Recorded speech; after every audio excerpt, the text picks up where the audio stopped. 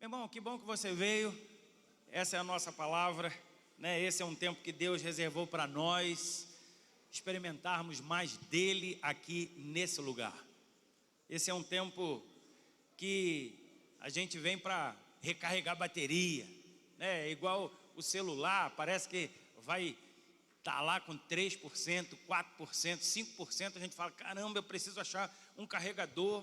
Aí tu acha o carregador, aí tu fica procurando no quarto novo que tu tá, uma tomada, né? Aí tem lá um bendito do Senhor que já tá com o dele lá, e tu fala assim, ai Jesus, o que eu faço? Aí tu olha, o dele tá com 93%, tu fala, já tá bom, aí tu bota no teu, né? Que tá lá com 3%. Às vezes tá lá o teu 3%, aí tu deixa lá 1 hora carregando no turbo, né? Aí tu chega lá, quando tu vai pegar, agora já deve estar com 90%, né? E tu vê 4%, porque o indivíduo foi lá e tirou e botou o dele. Aí tu fala, miserável, né? Roubou a minha energia. Não é assim? Não, isso não acontece, né? Isso não, aqui não. Então, meu irmão, a gente quer te dar as boas-vindas e dizer que estamos aqui muito felizes porque você chegou aqui, porque você está aqui, né? E a gente sabe que o quanto é difícil a gente vir para cá, já falamos. Você certamente, talvez aqui, alguns tenham enfrentado situações difíceis de saúde. É batalha, para a gente estar aqui é batalha.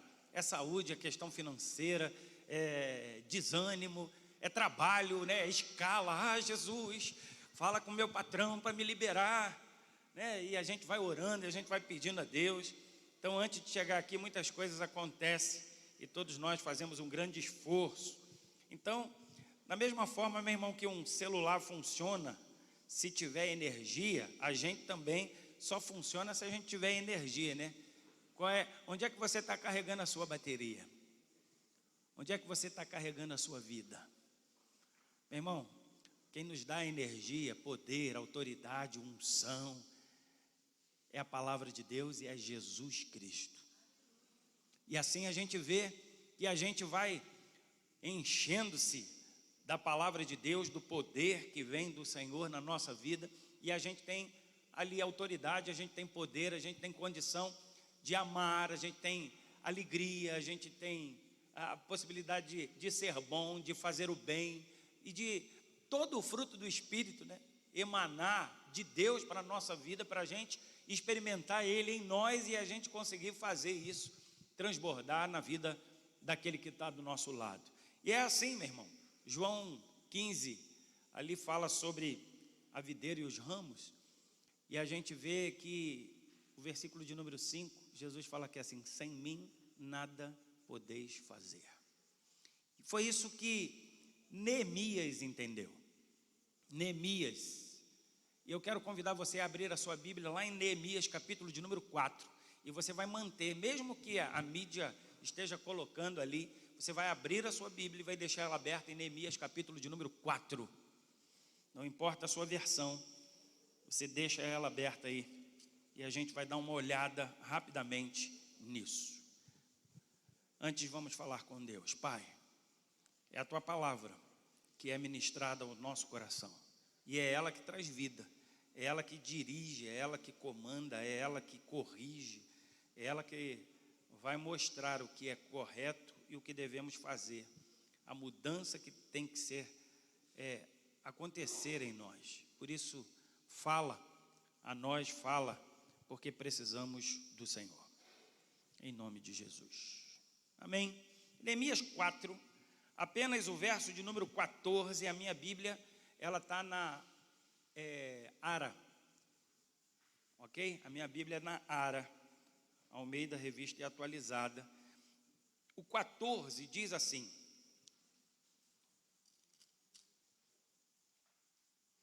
inspecionei, dispus-me e disse aos nobres, aos magistrados e ao resto do povo, não os temais, lembrai-vos do Senhor, grande e temível, e pelejai pelos vossos irmãos, vossos filhos, vossas filhas, vossa mulher e vossa casa.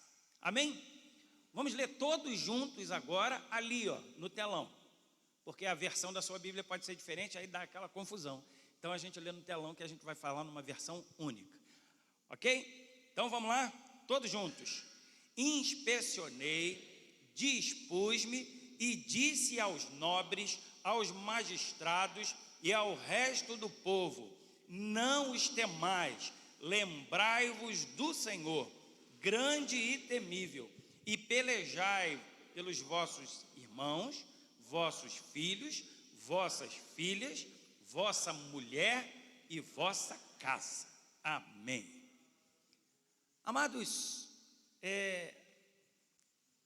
quando a gente lê e a gente estuda sobre Neemias, Neemias não era um figurão, Neemias não era rei, Neemias não era alguém assim de destaque ou de grande importância. Pelo contrário, ele era copeiro do rei, alguém simples, alguém que era escravo, alguém que estava desterrado, né? Tinha saído da sua terra, estava morando num lugar distante, morando longe ali daquilo que ele gostaria de estar fazendo, ou da sua terra, ok? E não era alguém que possuía grande destaque, apesar de trabalhar junto com o rei.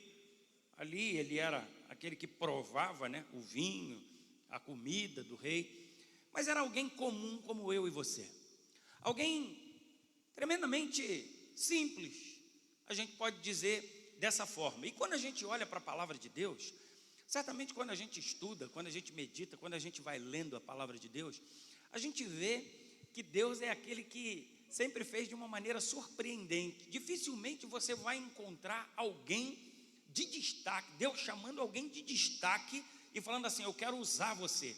Pelo contrário, ele vai utilizar servos, ele vai utilizar pessoas simples, ele vai usar escravos, ele vai usar pessoas esquecidas, pessoas que não representavam nada dentro da sua casa, da sua família, na sua sociedade, e ele levanta justamente aquela pessoa para fazer a diferença.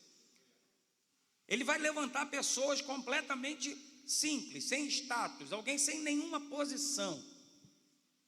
A gente olha dessa forma e a gente vai ver, né, a vida de Daniel, de Esther, de José, homens, mulheres que influenciaram profundamente seu tempo, mas que a gente vê que eram pessoas simples, servos, escravos, e fazem diferença. Então Deus usa essas pessoas nas suas fraquezas. E é interessante que Paulo, eu já vou falar de Neemias, mas o apóstolo Paulo, ele fala que assim: porque quando eu estou fraco, é que eu sou.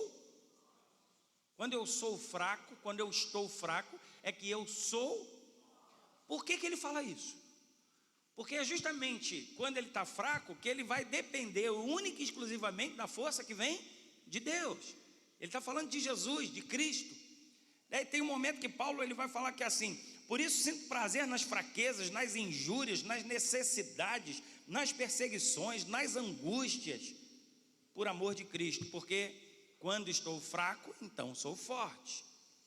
Tem um momento que Jesus ele fala assim para Paulo: a minha graça te basta, porque o poder se aperfeiçoa na fraqueza. E, meu irmão, é algo interessante que quando a gente vai falando de homens e mulheres que Deus usou para terem grande influência no reino, raramente a gente vê pessoas de status e poder. E a gente vê Noé, um fazendeiro, a gente vê Abraão, um velho com uma esposa estéril. A gente olha ali Moisés, que quando foi chamado, e a gente leu aqui, Camila falou, que ele viu a sarça ardendo.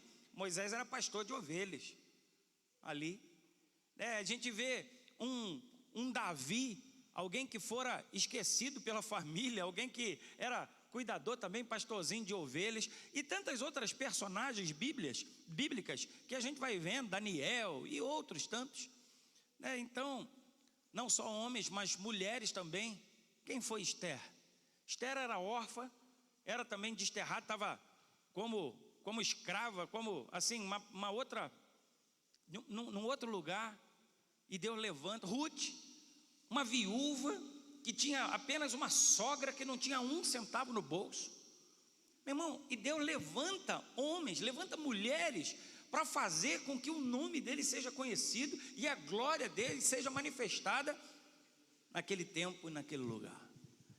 É interessante, meu irmão, homens e mulheres sustentados por Deus. Se tu entra no Novo Testamento, não é diferente.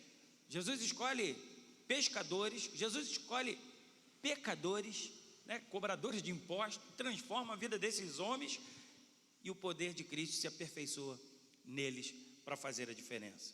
Então, quando a gente olha para Neemias, lá atrás no Antigo Testamento, Neemias ele percebe isso.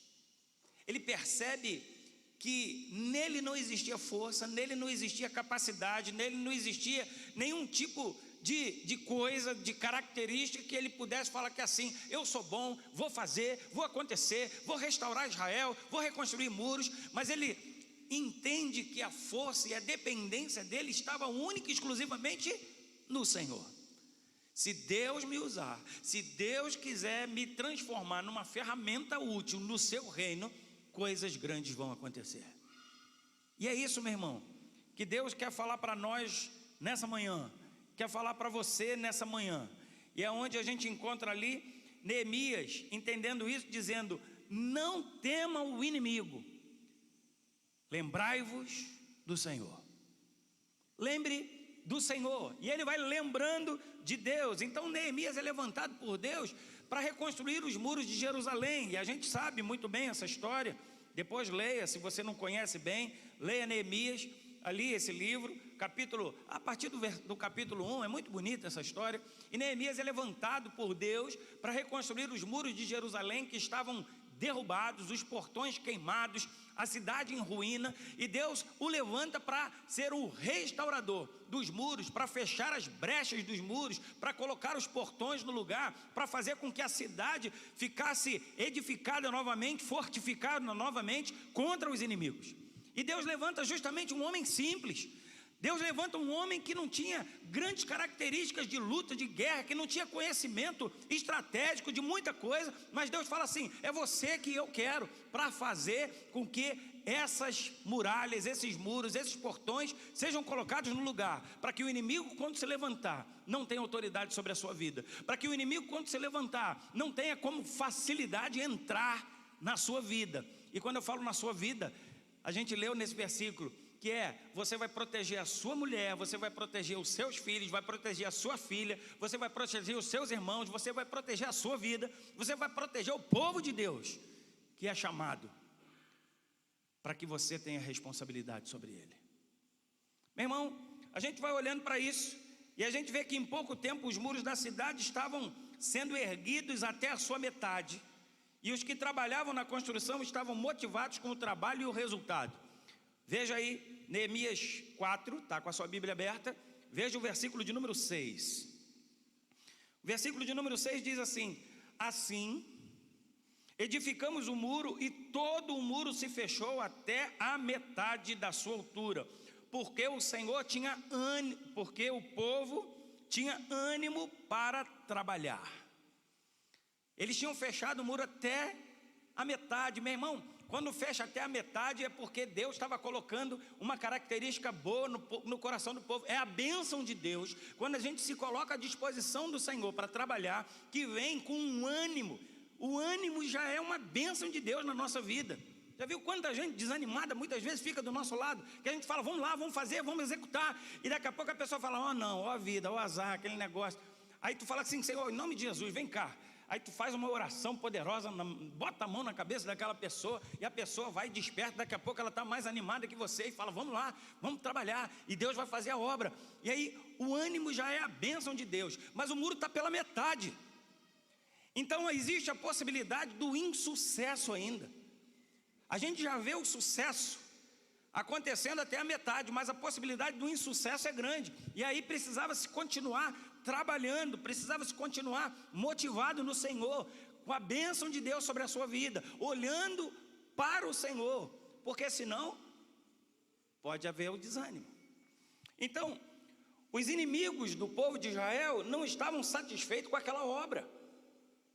A gente olha e a gente vê, que eles começam a arquitetar um plano para invadir a cidade, para matar todos os trabalhadores de surpresa.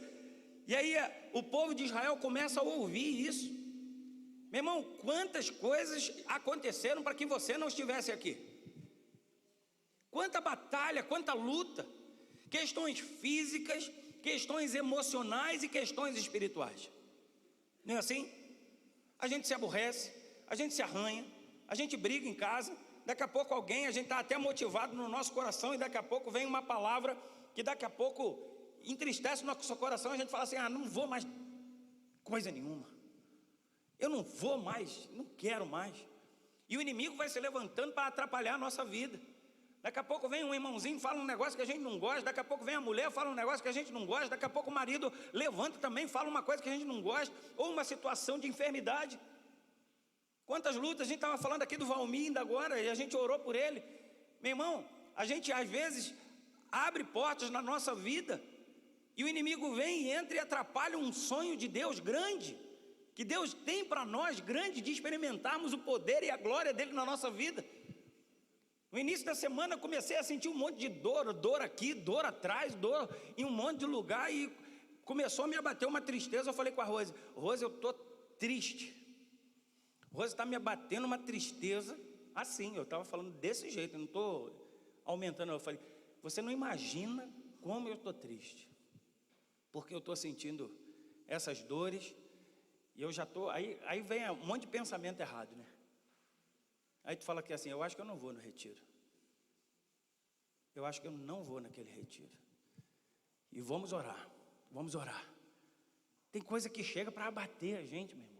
O diabo vem justamente para atrapalhar o plano de Deus na nossa vida, para roubar a nossa alegria, para tirar o nosso prazer, para tirar, meu irmão, a paz que existe no nosso coração. Muitas vezes ele levanta justamente para fazer com que a gente desista.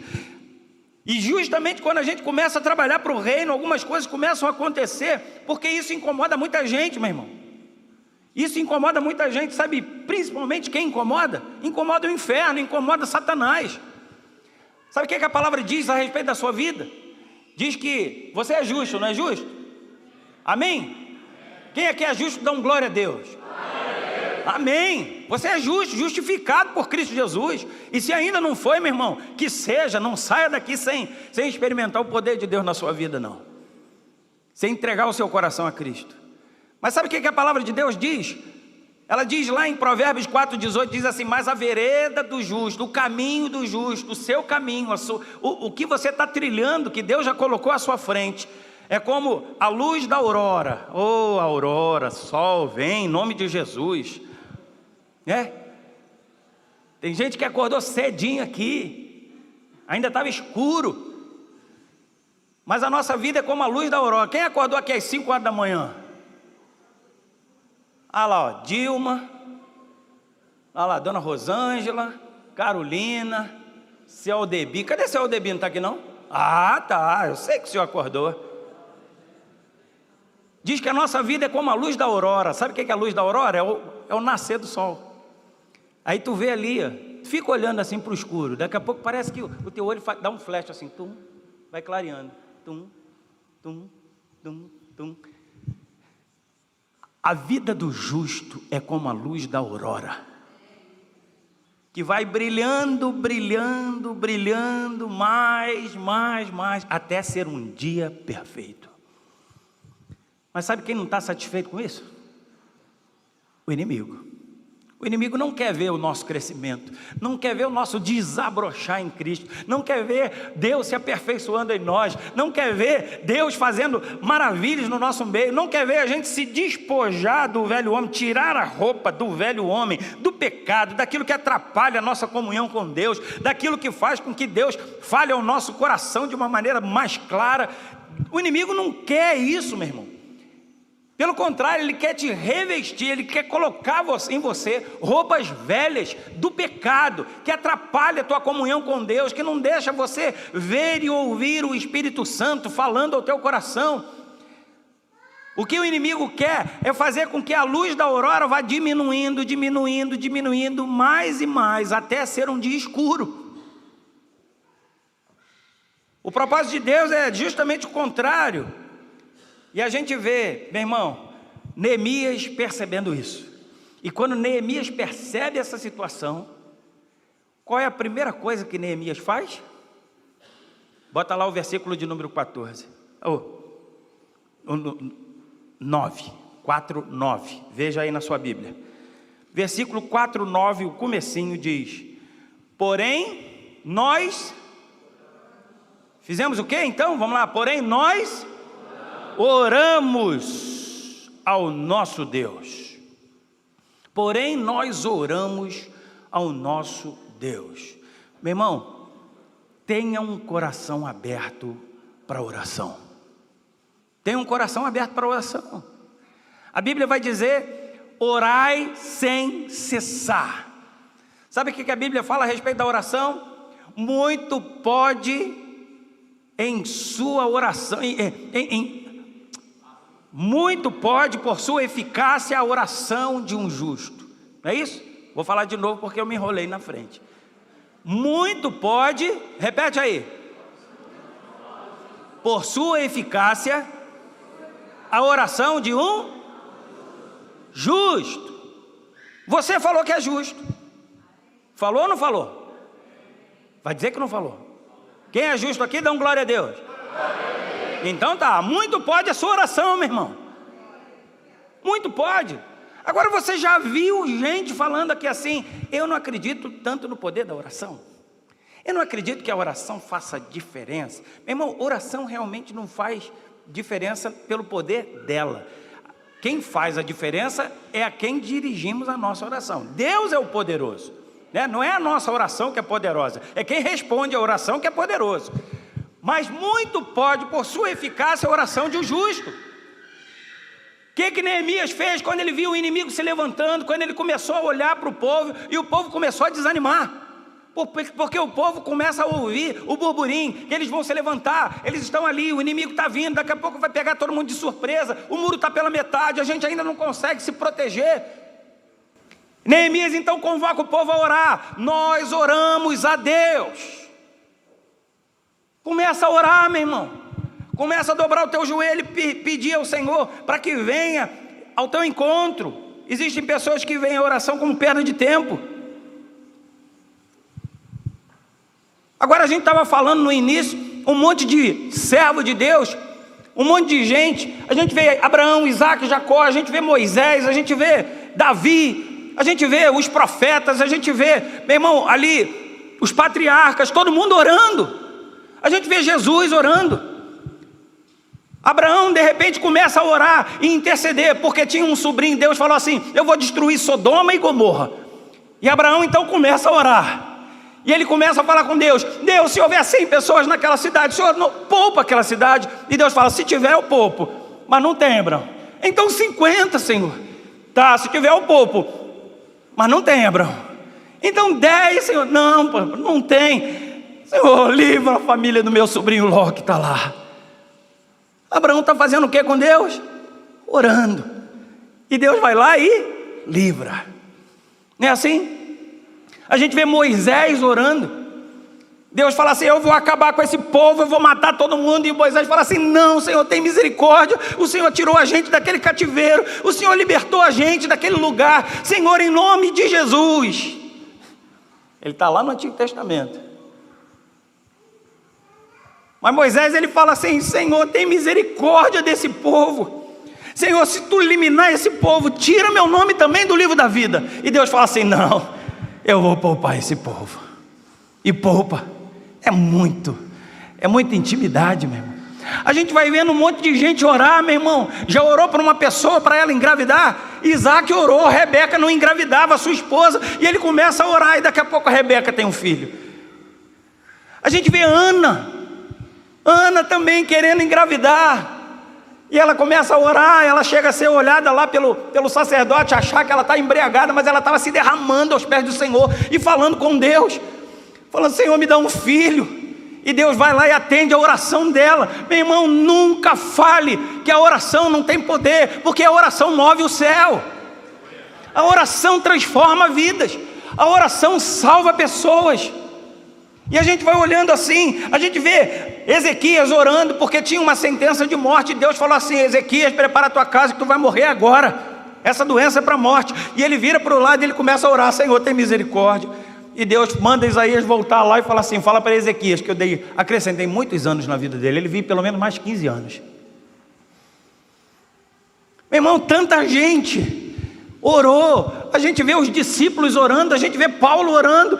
Paulo orava, falava que assim: Senhor, abençoa essa igreja, Senhor, dá autoridade para essa igreja, Senhor, se revela para ela, mostrando qual é o teu amor, Senhor, se revela para ela, para que ela possa pregar o teu evangelho.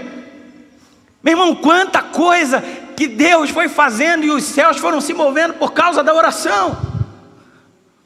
Então nunca fale. E se alguém falar perto de você que a oração não tem poder, começa a falar para essa pessoa: olha, você não conhece a palavra de Deus. Porque todos aqueles que Deus vai revelando a sua palavra, Deus vai revelando o seu poder, oraram e Deus atendeu a sua oração. Deus atendia e fazia com que mudasse a sorte daquela situação. Então, meu irmão, se fizermos o mesmo, nós vamos poder, com toda certeza, olhar para trás daqui a algum tempo, e a gente vai começar a ver resultados, situações maravilhosas acontecendo. A gente vai olhar para trás e falar assim: Senhor, como é que o Senhor me tirou daquela situação difícil? Senhor, como é que o Senhor mudou aquela situação que não era possível para homem nenhum? Como é que o Senhor trouxe cura, restauração? Como é que o Senhor salvou uma pessoa que eu acreditava que não tinha possibilidade? Só o teu poder. Só o teu poder. E a gente olha para trás. Sabe o que é isso, meu irmão? Isso é semear no reino. Você quer ampliar a tua colheita? Você quer ver resultados fantásticos lá na frente? Começa a orar. Começa a orar. E você vai ver Deus fazendo coisas maravilhosas. Meu irmão, não seja um povo que desistiu de orar. Ou não seja uma pessoa que desistiu de orar. Esse é um princípio de semeadura e colheita. E a gente vê Deus fazendo uma grande obra. Bem, essa foi a primeira coisa que ele fez. Mas a segunda, no versículo de número 9, bota aí. Veja aí na sua Bíblia. Porém nós oramos ao nosso Deus. E aí o que fala aí? E mais o que? E como proteção pusemos guarda contra eles de dia e de noite. Meu irmão, pusemos guarda contra eles de dia e de noite. Essa minha palavra não é longa. Eu espero estar acabando. Mas, meu irmão, tenha olhos atentos para vigiar. Olhos atentos para vigiar. É a palavra de Deus para nós. Vigiai e orai. Ora, mas vigia, para que você não entre em tentação, para que o inimigo não te pegue de surpresa, para que você não fique de bobeira, dando mole para o inimigo. Vigiai e orai, diz a palavra de Deus. Revista-se de toda a armadura contra a cilada do inimigo, do diabo. Não é assim? O que é uma cilada? Cilada, meu irmão, é um plano premeditado do inimigo para nos destruir, para matar, para tirar a gente do propósito, tirar a gente do caminho. Isso é uma cilada contra as ciladas do inimigo. Então Deus vai chamando a nossa atenção.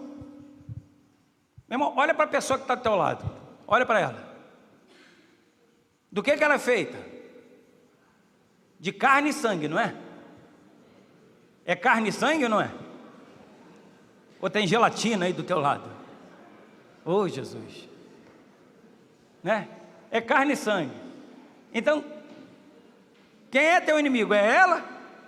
Porque a Bíblia diz que nossa luta não é contra carne e sangue, mas é contra principados, potestades, dominadores desse mundo tenebroso, contra, poderes nas regiões espirituais, celestiais.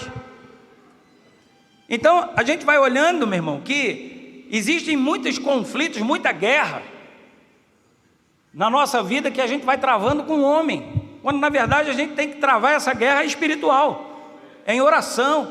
E a gente vai vendo cilada, situações, meu irmão, às vezes é casal, é briga de marido e mulher, às vezes é de irmão contra irmão, às vezes é irmão contra irmão dentro de casa, às vezes é irmão contra irmão dentro da igreja. A gente vai vendo situações acontecerem. O inimigo está ali, parece que está todo mundo armado. Já viu? Todo mundo armado.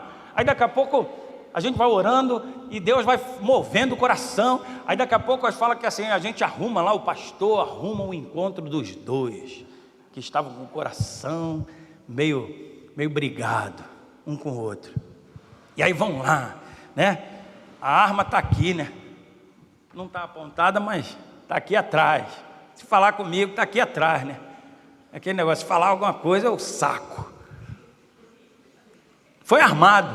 Aí Deus começa a agir. Vem um irmão, está trabalhando ali, usado por Deus. Meu irmão, vamos orar. A nossa luta não é contra carne e sangue, mas é contra principados, contra...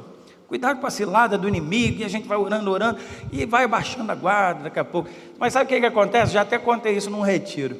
Às vezes tem um inimigo, né? Tem um, outro aqui, tem um inimigo que está lá atrás, ó, da moita, lá atrás da laranjeira ali do limoeiro, está lá. Aí está aqui, vamos fechar o olho para orar. Aí fecha os dois o olho, né? Então um aqui, outro aqui, aí fecha os dois o olho. Aí daqui a pouco o inimigo que está lá atrás dá um tiro. Pá! Aí fala, miserável, tu atirou em mim, aí saca a arma, atira nele, não sabe. Meu irmão, o inimigo começou a guerra. E você acha que foi o outro.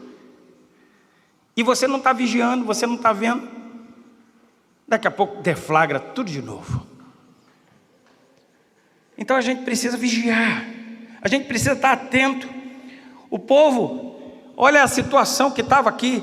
Neemias 4, verso de número 10. Veja aí na sua Bíblia. O verso de número 10 diz assim: então disse Judá. Olha a situação, eles estavam animados. Lembra que eles estavam animados? O muro tinha sido construído até a metade. E eu falei, a gente tem que ter cuidado, porque até a metade, meu irmão, pode ser um problema, porque daqui a pouco ainda não está concluído. O desânimo pode vir, a estratégia do inimigo pode vir trazer fazer uma tragédia. E olha o que aconteceu. O verso de número 10. Então disse Judá, que era o povo: já desfaleceram as forças dos carregadores, dos trabalhadores. E os escombros são muitos, de maneira que não podemos edificar um muro. Isso é desânimo. Isso é cilada do inimigo. Isso é o diabo que vem semeando a semente dele no coração para que a pessoa desista de continuar a fazer a obra de Deus, de continuar no propósito, no chamado do Senhor para a sua vida. Meu irmão, quantas vezes a gente começa a experimentar o poder de Deus? Já deve ter sido assim na sua vida. A gente vem e a gente começa a experimentar o poder de Deus, mas situações vão acontecendo na nossa vida, no meio do povo de Deus, em algum momento, que estão motivados, construindo as coisas de Deus na sua vida, o resultado começa a acontecer, a comunhão, a unção, o poder. A gente vê a igreja crescendo, a gente vê a nossa família crescendo, a nossa vida crescendo com Deus, mas aí o inimigo vai tentar parar a gente. E quantas vezes uma simples dificuldade, uma situação, às vezes um problema que a gente tem já na nossa vida, e a gente já tem aquela fraqueza, e o inimigo vai tocar exatamente naquele lugar. O inimigo vai colocar a situação, a cilada dele exatamente naquela brecha, naquela situação, naquela fraqueza que a gente tem. E aí tudo aquilo que a gente estava construindo começa a desmoronar, né? Ao invés de comunhão, em vez de ânimo, em vez de alegria, em vez de paz, de crescimento, de unção, de poder, a gente começa a experimentar desânimo, a gente começa a experimentar a derrota, a gente começa a olhar para a nossa vida e a gente fala assim: Senhor, eu já falei tantas vezes que eu ia andar contigo de maneira correta e não ia cair nesse mesmo pecado, e agora eu caí de novo. E aí parece que o inimigo vem com uma carga mais pesada, e aí vem a carga emocional, vem a carga espiritual, vem a carga física, vem tudo sobre nós, e a gente fala que é assim: miserável homem que sou. O bem que eu quero fazer eu não faço, o mal está sempre diante de mim, é esse que eu faço, é esse que eu tinha que resistir. E aí a gente vai caindo, e a gente vai se colocando cada vez mais para baixo. Aí vem desânimo, vem sentimento de derrota, sentimento de que as promessas de Deus não vão acontecer na nossa vida. Mas meu irmão, qual foi a atitude de Neemias? Oração. Mas ele começou a se armar contra o inimigo, vigiar contra o inimigo. Então, meu irmão, Neemias, ele se levanta para a batalha, porque o Senhor é forte e poderoso, Ele é o Senhor das batalhas. Então vigie, ore e lute como Neemias. Com uma mão o povo trabalhava, Veja aí o versículo de número 17. Eu acabo minha palavra aqui. Versículo de número 17. Diz: os carregadores que por si mesmo tomavam as cargas, cada um com uma das mãos fazia a obra, e com a outra segurava o quê? A arma. E com a outra segurava a arma. Qual era a arma dele? Qual era a arma que eles tinham? Era uma? Fala aí, alguém falou. Espada. A arma era espada. Podia ser um arco e flecha, podia ser uma lança, coisa, mas era espada. Irmão, onde está a tua espada? Levanta a sua espada aí que eu quero ver. Ah, tem gente que não sabe qual é a espada. Espada é a Bíblia. Levanta a sua espada, meu irmão. Cadê a sua espada? E você? Tem procurado, né, se apresentar a Deus aprovado como obreiro que não tem de se envergonhar e que maneja bem a espada? A palavra da verdade? Sabe qual é a armadura de Deus? Efésios 6. A armadura de Deus vai falar assim: coloca o capacete, coloca a couraça, coloca o cinto, coloca a sandália, pega o escudo e pega a espada, que é a palavra de Deus. Vigia, meu irmão. Vigia. Neemias falou assim: nós vamos orar. Em primeiro lugar a gente vai orar, vamos falar com Deus, vamos perguntar: Senhor, o que o Senhor quer? Qual é a estratégia que o Senhor tem para nós? Senhor, vem batalhar a nossa batalha. E ele começou a orar, pedir ao Senhor direção. E depois ele falou que assim: não vamos desanimar não, porque o inimigo está montando uma cilada para a gente não fazer a obra que Deus mandou a gente fazer. E eles então começaram a vigiar, e eles falaram: não vamos parar. Com uma mão eles continuavam trabalhando, com uma mão eles continuavam carregando, e na outra mão eles carregavam a espada. A espada é a palavra. Meu irmão, quando o inimigo se levantar contra a tua vida, você tem a espada, que é a palavra de Deus. A palavra de Deus tem que estar no teu coração, a palavra de Deus tem que estar na sua mente, a palavra de Deus tem que estar na sua vida, a palavra de Deus tem que fazer diferença em você. A palavra de Deus é que vai trazer libertação para a sua casa. Você vai proteger a sua casa, você vai proteger os seus filhos, você vai proteger os seus amigos, você vai proteger o seu cônjuge, você vai proteger, meu irmão, a tua igreja, você vai proteger com tudo. Quando o inimigo se levantar, você vai falar assim: está se levantando para cair, porque a palavra de Deus diz que você já é um derrotado. A palavra de Deus já me garante em Cristo Jesus que eu sou mais que vencedor, e você não tem poder sobre a minha vida, porque ele levanta, meu irmão, com mentiras. Lembra Jesus tentado lá no deserto, depois de 40 dias, 40 noites, Jesus é levado para o deserto, e o diabo vem tentar Jesus, transforma essas pedras em pães. Nem só de pão Jesus usa a palavra, está escrito: nem só de pão viverá o homem, mas de toda a palavra que procede da boca de Deus. O diabo fala que assim: atira-te daqui para baixo. Ele fala assim: não tentarás o Senhor teu Deus, porque a palavra de Deus está falando isso. E o diabo fala que assim: olha, a palavra também fala. O diabo também usa a palavra, meu irmão. O diabo também usou a palavra lá com Jesus, fala assim: atira-te daqui para baixo, vai lá, ó, porque aos teus anjos dará ordem para que te guardem, e nenhum mal vai te acontecer. E Jesus vai usando a palavra também: olha, não vou tentar o Senhor Deus. Meu irmão, é a palavra que tem que estar no nosso coração, é a palavra que tem que estar na nossa mente, e a gente vai experimentando o poder de Deus. E as ciladas que o inimigo vai armando, a gente simplesmente vai desviando, vai saindo, a gente pula e a gente não cai nela. Meu irmão, está caindo na cilada do diabo por quê? Porque não está cumprindo a palavra, não está obedecendo a palavra, não está fazendo aquilo que Deus manda você fazer. Ora e vigia, e Deus vai te usar como uma bênção. Eles concluíram o muro, meu irmão. Eles restauraram o portão. Eles fizeram ali com que aquela cidade fosse fortificada, mas não era muro, não era portão, não era a força deles que fazia com que eles ficassem ali, sem a ação do inimigo ter poder sobre eles. Era o poder de Deus. Era o poder de Deus. Todos que você olhar para a Bíblia, você vai ver, muitos caíram, né? A gente vê, Abraão errou feio, Davi errou feio, né? Um monte, vai encontrar todos eles ali, erraram. Mas tinha um coração que se voltava para Deus, se arrependia e Deus restaurava. Deus quer restaurar o seu coração também, meu irmão. Deus tem algo especial para você aqui. A gente está falando sobre ampliar a colheita. Você quer ver a tua família uma bênção? Você quer ver teus filhos na igreja crescendo, experimentando do poder de Deus, vivendo em comunhão ali dentro da tua casa, em comunhão com Deus, crescendo na igreja? Meu irmão, ore e pegue a espada e guerreie, porque o inimigo não quer ver isso. O inimigo quer ver a tua família destruída, quer ver você triste, quer ver você brigando com o cônjuge, quer ver você brigando com o irmão, quer ver você arrumando, não cumprindo o chamado de Deus para o ministério que Deus colocou na tua vida. É isso que o inimigo quer.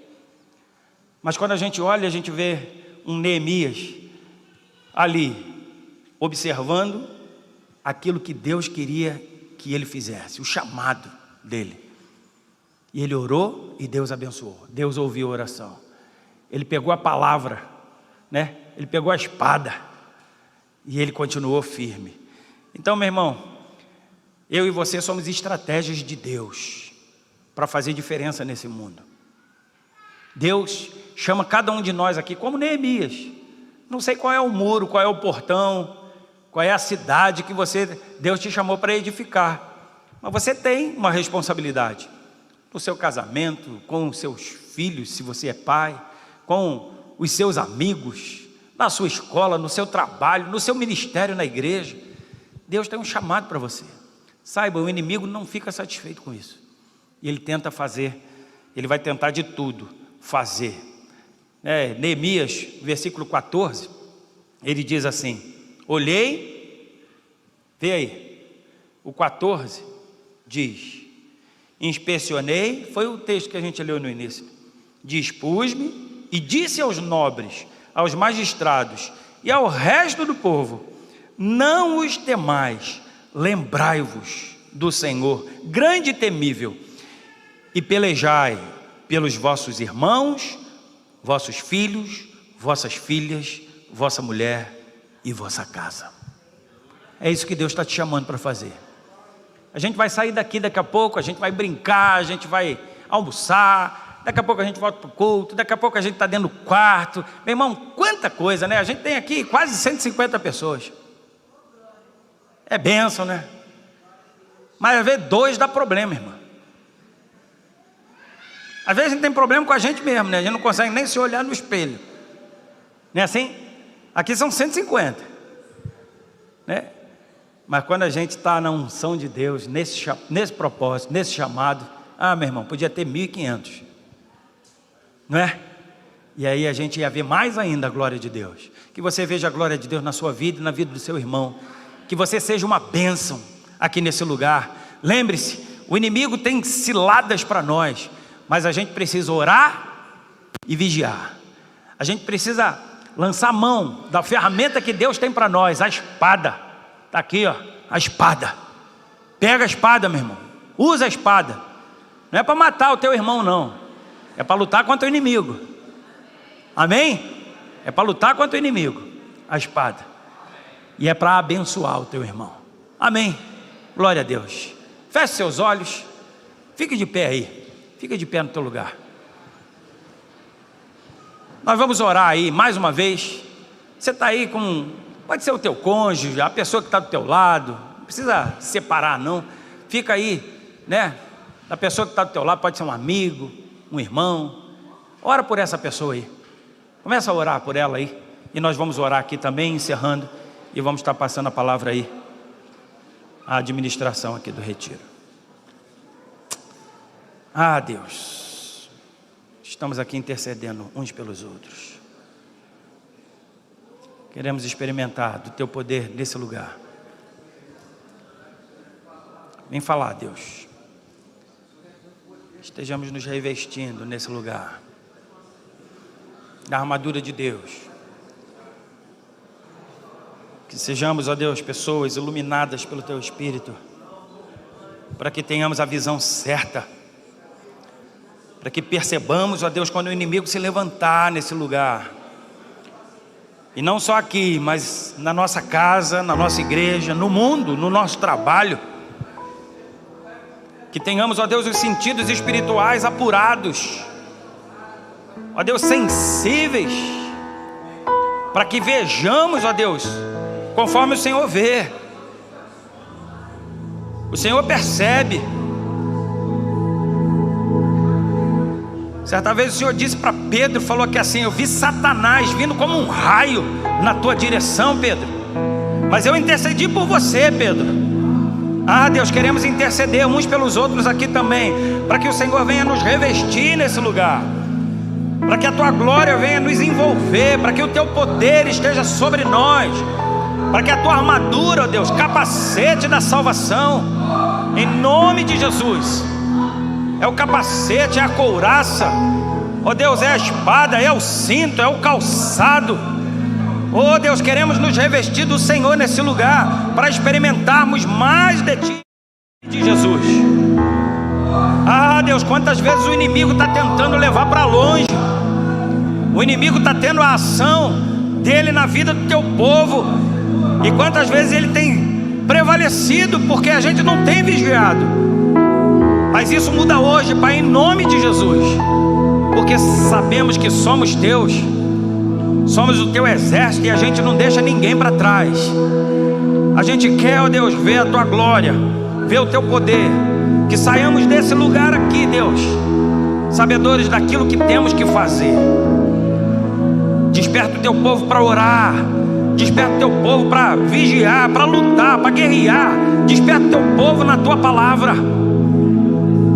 Queremos isso, orando um pelos outros, porque assim o Senhor nos fortalece.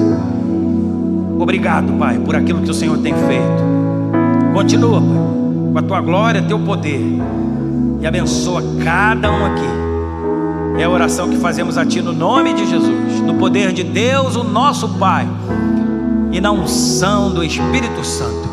Amém, amém e amém. Glória a Deus. Amém. Você pode louvar o Senhor com palmas. Louve ao Senhor com as suas palmas, meu irmão. E abra a sua boca também. Faça glória a Deus, aleluia. Glória a Deus. Louvado seja o Teu nome, Senhor. Amém. Você pode sentar.